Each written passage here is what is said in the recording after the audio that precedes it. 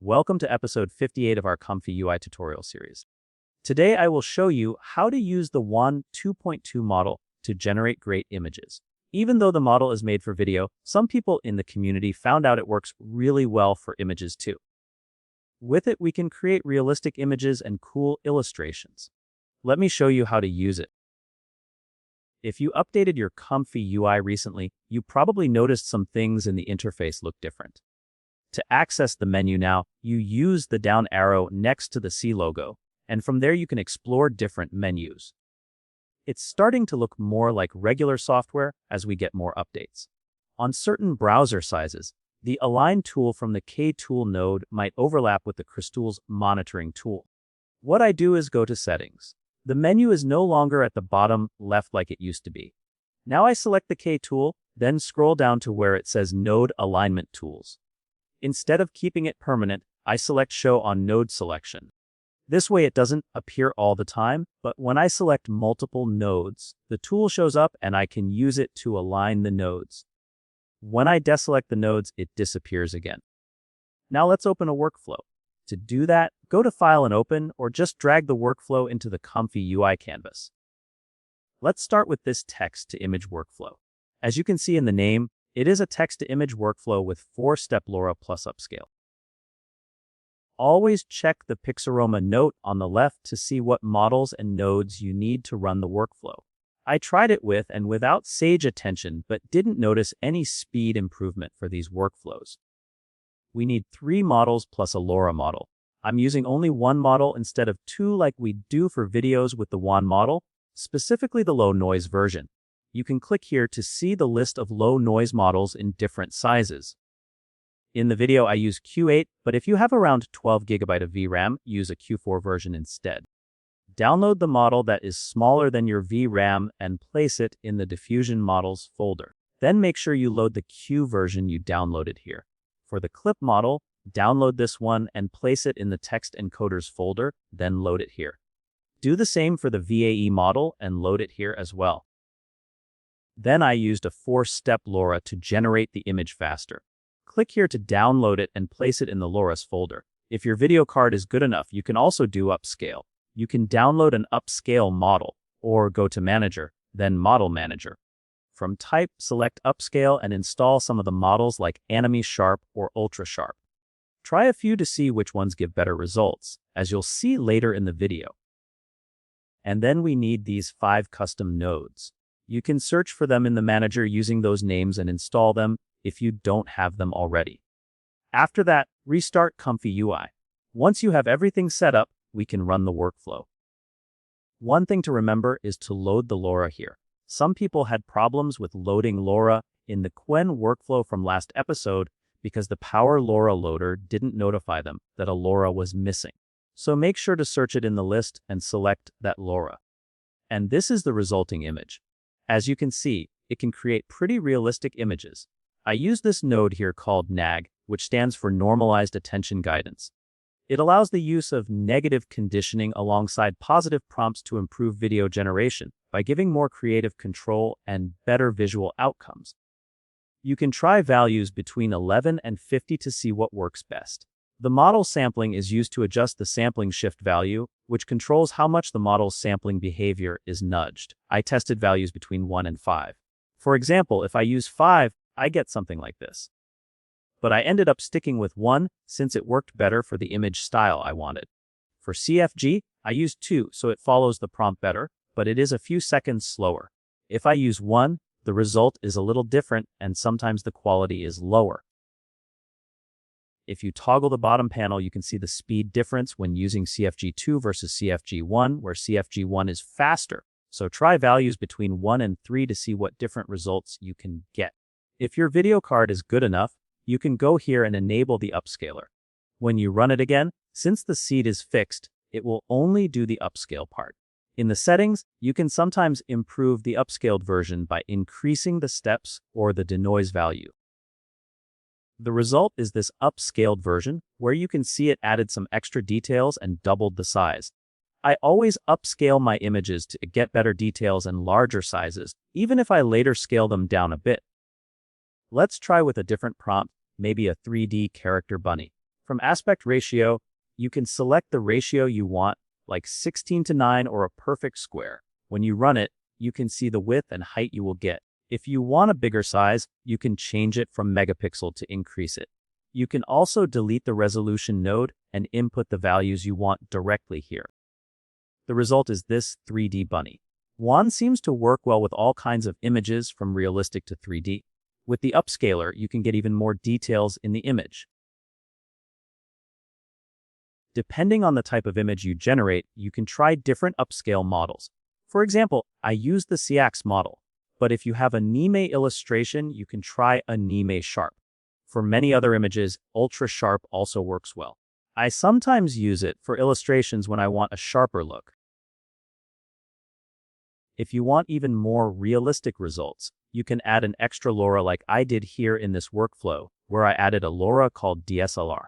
You can find instructions on how to get it in the note. Click here, and you'll see a download button, but you need to be logged in to download it. Make sure you are logged in, then click download, and it should let you save the file. Place it in the LoRA's folder like the other LoRAs. Press the R key to refresh the node definitions, then add the LoRA under the 4-step LoRA. Now when we run it, we should get more realistic results. This is the result. What do you think? Looks pretty realistic to me. You can upscale it to add more details. I also made a workflow for image to image. You just load an image here, like I did with this woman drinking coffee. Then, in the prompt, add what you want to see. I wanted something with a vintage mood. After that, adjust the denoised depending on how different you want it from the original image. You can try different CFG values, samplers, and schedulers. As you can see, I got a vintage-looking image in a similar pose. This can be useful for creating variations of different images or for adjusting something in Photoshop and then using image to image to get better versions. If you lower the denoise, the result stays very close to the original with just subtle changes. So experiment with different prompts and denoise values. I created a few workflows for social media. With these, you can generate full HD or 2K images that you can post directly on social media or use as the first frame for image to video workflows. To make it faster, I set a smaller 16:9 ratio width and height here. After that, I upscale it with this value to get a size close to 2K, then adjust with a small crop to make it exactly 2K. This is the initial result. You can change the seed manually and keep generating until you get one you like. Then enable the upscale and run the workflow again. By the way, you can remove these nodes if you don't want to clear the VRAM and cache after generation. The result is this nice 2K image, exactly 2K in size. Here is another workflow, but instead of making 2K images, it generates full HD. I use this one to create the first frame for image to video models like Kling AI and others, or for YouTube thumbnails, so the quality is high and the video comes out clean. You can see I used a smaller scale value here, so when I upscale it, it runs faster than the 2K workflow. This is the initial result. Then I enable the upscale, and I get an exact full HD image. No crop is needed this time because the values match perfectly. I made one for portrait full HD so you can use it for reels, shorts, or just post it on social media. By the way, if you have a good video card, you can set a bigger image size here and get a large image even without upscale. Or if it's big enough, when you upscale it, you can reach 4K size. For example, if you post portraits on Instagram, you can use this workflow to get the right size. I included the DSLR LoRA here, but you can remove it if you don't want realistic looking images. For the size, I set values just a little bigger than the Instagram portrait size. When I run it, I get that size, and then at the end, it resizes to fit exactly what I need. Just keep in mind it's a bit slower when you generate big images. I usually prefer to make them smaller, find one that I like and then upscale. But sometimes I just generate them big and skip the upscale. So play around with the values. Most of the time I use this full HD landscape workflow because it's faster for me and big enough for video, thumbnails, and posting on social media. We can test different prompts to see what it's capable of. I got this cat and dog, but if I want it to look even more realistic, I can add the DSLR LoRA. Let's also try with an upscale to see if we can get more details. The result isn't bad. I can probably work with that. Let's try something else. Maybe a 3D cartoon girl with glasses. On the first try I got this, which looks kind of boring, so I changed the seed manually and ran the workflow again. That looks much better and I like it. It looks good at a small size, so if I enable the upscaler, I should get even better details. And look at that. It looks like a frame from an animated movie. Let me test it quickly in Kling AI to see how it looks animated. That looks really cool. Let's see what happens if I add the DSLR LoRA and use the same prompt and seed. This is before, and now look at it after. It added a bit more realism and looks more cinematic. It can be interesting to play with this LoRA and other LoRAs from Civet AI. It even works with some LoRAs from the Wan 2.1 model. If you are active on Discord, you probably know about the daily challenges where we have a different theme each day. We just had our first monthly challenge with prizes. At the top of the post, you can see the requirements for the August monthly challenge. We had a lot of cool entries, and it was really hard to choose.